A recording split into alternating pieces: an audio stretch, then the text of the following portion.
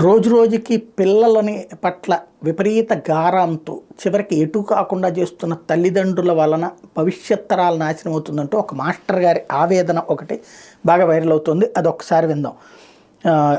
నా పేరు ఎన్ఎస్ఎన్ రెడ్డి. నేను కరీంనగర్ జిల్లాలోని ప్రభుత్వ పాఠశాల ఉపాధ్యాయుని. తల్లిదండ్రులకు చేతులు జోడించి నమస్కరించి చేసుకుంటున్న విన్నపం ఏమనగా, క్రమశిక్షణకు మారుపేరుగా ఉండే పాఠశాలలో విద్యార్థుల హెయిర్ స్టైల్పై, వారి నడవడికపై ఎన్నిసార్లు హెచ్చరించినా వారి ప్రవర్తన మార్పు రావడం లేదు.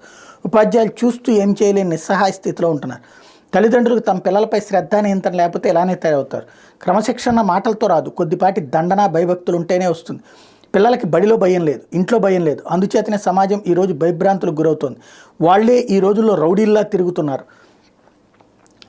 ఇక్కడే గురువుని గౌరవించిన సమాజం వినాశకాలానికి గురవుతుంది. ఇది నిజం.